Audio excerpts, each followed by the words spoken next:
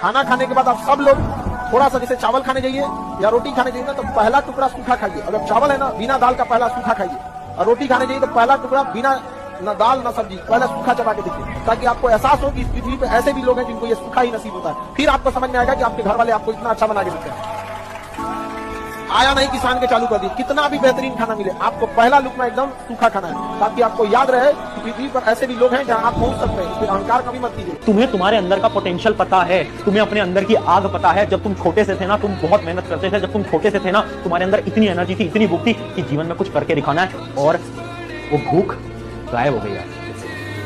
पता नहीं कहां चली गई। ढूंढो ना उसको, उस आग को ढूंढो, मेहनत करना स्टार्ट कर दो। और सुनो, जो आदमी अपने हार पे रोए ना समझना उसने जीत के लिए ईमानदार तैयारी नहीं की साहब। अगर हार होने के बाद आपको रुलाई ना आए, मैं हार गया, मेरा एग्जाम नहीं हुआ, हाँ मैं नहीं मरा और मैं रो नहीं रहा, हाँ मेरा काम नहीं हुआ और मुझे रुलाई नहीं आ रही, मैं रात में रो नहीं रहा और मुझे ऐसा नहीं लग रहा कि यार गलत हुआ, मुझे पछतावा है। पछतावा किसको होता है? ईमानदार आदमी को होता है, जिसने मेहनत की हो, जिसने दिन रात एक किया हो राइट अपने काम में, उसको पछतावा होता है। रिजल्ट ना मिलने के बाद लोग कहते हैं रो मत। कैसे ना रोए भाई? अगर किसी ने मेहनत की है, अगर किसी ने जान लगाई है भैया, अगर उसको रिजल्ट नहीं मिलेगा वो रात में रोएगा, रात भर रोएगा। हाँ ये जरूर है, सुबह होने से पहले आंख के आंसू पोंछेगा और फिर से बोलेगा मैं झुकेगा।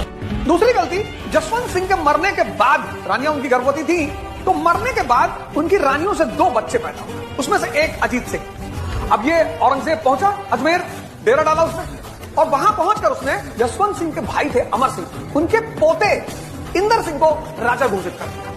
36 लाख रुपया लेकर, ये ध्यान देने वाली बात है, 36 लाख रुपया, पैसे की कमी है इसको। और इसने ग्राउंड ये दिया कि नहीं अमर सिंह के साथ गद्दारी हुई थी, अमर सिंह के साथ इंजस्टिस, गद्दारी नहीं इंजस्टिस हुई थी, तो उस आधार पर अब अमर सिंह के पोते इंदर सिंह को गद्दी मिलनी चाहिए। लेकिन इंदर सिंह को जन समर्थन नहीं था। जिसको जन समर्थन नहीं है उसको तुम क्यों समर्थन दे रहे हो? एजुकेशन याद रखिएगा, बहुत जरूरी चीज होता है एजुकेशन। हीरा लाख महंगा होता है, हमें पता है कि हीरा महंगा होता है, कांच से तो महंगा होता है हीरा, लेकिन जब हीरा लोग पहनते हैं तो उसी कांच में देखते हैं कि कैसा लग रहा है यहाँ पर। बहुत रोचक बात है, यूनिवर्सिटीज में टीचर्स बटे हुए हैं कि ये मार्क्सवादी है, ये भाजपाई है। और मैं सोचता हूँ कि जो आदमी देश को पढ़ाने की जिम्मेदारी संभालता है यूनिवर्सिटी में, वो एक विचारधारा से बंध कर चीजों को देखने का आदी कैसे हो सकता है? उसके अंदर इतना वैचारिक साहस क्यों नहीं है कि किसी मुद्दे पर मेरी विचारधारा से बेहतर राय किसी और विचारधारा की भी हो सकती है? ये साहस क्यों नहीं है? और इसलिए जो बात यूनिवर्सिटी तक में मिस होती है तो समाज में तो कहां से आएगी? विश्वविद्यालय का तो काम है समाज को सही दिशा देना, वही नहीं है तो समाज में कहां से आएगी? खुद महात्मा बुद्ध ने कहा कि किसी योजना को किसी के बारे में तब तक मत बताओ जब तक तुम उसके सफलता तक न पहुंच जाओ। समझा? आज भी तुम्हारे पास अगर गांव में 2 एकड़ जमीन है ना, 2, और घर के सामने एक ट्रैक्टर है और बुलेट रखे हो तुम, उस पर लिखा है महाकाल, तो तुम्हारी स्टेटस चौधरी की है अपने इलाके में। कई लोग आरोप लगाते हैं कि अम्बेडकर साहब केवल दलितों को सोचते थे। अगर दलितों को सोचे रहते ना, केवल दलितों का सोचते रहते ना, तो वो भी जिन्ना की तरह इतना पावरफुल थे कि अलग बना ले सकते। वो भी देश प्रेमी थे, समझ आया कि नहीं आ गया? उन्होंने देखा था अत्याचार को, इसलिए उन्होंने सहा इस चीज पे आता और तब वो आरक्षण दिया। कई लोग विरोध करने वाले ना भगवानों को नहीं। मैंने कहा मेरे इश्क में फना हो जाओ, वो आप देख रहे हो? मैंने कहा मेरे इश्क में फना हो जाओ, उसने भी कह दिया पेपर चल रहे दफा हो जाओ।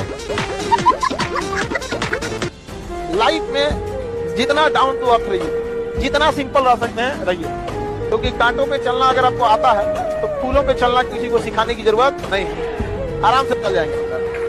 2% दुनिया में राजा और वो रहेंगे, क्योंकि उनके नियम बिल्कुल अलग हैं। वो जातिवाद नहीं मानते। उनका वो क्या मानते हैं? वो कहते हैं R=I, relation depends upon interest. Russia का रूलर था ज़ार निकोलस I। 1850s में रूस के रूलर ज़ार निकोलस I ने ब्रिटेन के राजा से कहा कि तुम भी क्रिश्चियन, हम भी क्रिश्चियन, आओ मिलकर इस मुस्लिम नेशन टर्की को बांट लेते हैं आपस में। ब्रिटेन ने रिप्लाई किया कि दादा, there are no permanent friends, no permanent enemies, only permanent interest. हम लोग के साथ एक लड़का पता था, इतना खतरा था, कभी कभी फोन करता था। हम लोग के समय नोकिया वाला छोटा फोन होता था, वो में सांप वाला गेम होता था, बस देखो फोन करेगा, भोजपुरी में बतियागा, तो पूछ आराम से एकदम भोजपुरी में बोलेगा, बिहाने उठ के फिजिक्स की किताब ले लो, तो हम लोग समझ जाएंगे कि जरूरत पर। कभी कभी अंग्रेजी में बोलने लगेगा, तो हम समझ जाएंगे इसके बगल में कोई ना कोई है, खूब अंग्रेजी में बोलेगा, तो हम समझ जाएंगे। आपको पूछता भाई इज्जत का सवाल है, फोन मत काटने रहना यहाँ पे, नहीं समझा आप? अंग्रेजी में बात करते रहो यहाँ पे। तो कैसे बोलता था? अंग्रेजी में बोलता था, हम लोग भी इधर से अंग्रेजी में बोल देते थे यहाँ पे, नहीं समझा आप? एक दिन हो गया दिक्कत। कैसे? वो अंग्रेजी में उधर से लेक्चर दे रहा था, किसी मैटर पे हैंड्स फ्री कर दिया। हम कहे फिर बकलोल फिर चालू हो गई ले बुझाता फिर बैठल बड़े कहीं ना भोजपुरी में बोलेगा मतलब बोल रहा है कौन सी अंग्रेजी में बोलते रह जाए यहाँ पे घरे में बैठल बनी हम और अखंड बेइज्जती हुआ उसका। शहरों में बड़े बड़े व्हाट्सएप ग्रुप चलाते हैं लोग, गांव में भी चलाते हैं, लेकिन जब ब्लड की जरूरत पड़ती है ना, खून की, तो किसी गांव के आदमी को ही फोन लगाते हैं कि भैया 4 लोग चले आओ गांव से, भैया यहां ब्लड नहीं मिल रहा है। इतने बड़े बड़े ग्रुप, इतने बड़े बड़े समूह, एक शुभचिंतक की तलाश करो और किसी का शुभचिंतक बन जाओ, कोई तुम्हारा भी बन जाए। वक्त से लड़कर जो नसीब बदल दे इंसान वही जो अपनी तकदीर बदल दे। कल क्या होगा कभी मत सोचो, क्या पता कल वक्त खुद अपनी तस्वीर हो। आराम वो छोड़ता है साहब जिसके पास ज्यादा वक्त नहीं है, जिसको लगता है कि साहब 12 महीने में वो करना है जो 12 साल में मैंने नहीं किया, 12 महीने में वो कर रहा है, तब जाके वो आराम छोड़ता है। टैलेंट मार्क्स लाना नहीं है सर, टैलेंट इस दुनिया में अपने आप को शांत बनाए रखना किसी भी परिस्थिति में। उतार चढ़ाव तो आते रहने भी चाहिए, उतार आने चाहिए चढ़ाव के लिए बहुत जरूरी है, फेलियर सक्सेस के लिए बहुत जरूरी है, गिरना उठने के लिए बहुत जरूरी है। देखना कितना बदतमीजी होता है हमारे यहाँ, उसकी सारी मर्यादाएं पार कर दी जाती है। संविधान में लिखा गया है वोट जो होना चाहिए गुप्त मतदान होना चाहिए, हम किसे वोट डालें आपको नहीं पता होना चाहिए। तो लोग लाइन लगे रहेंगे ना, तो मीडिया वाला पूछेंगे इस बार आप किसको वोट देना चाहेंगे।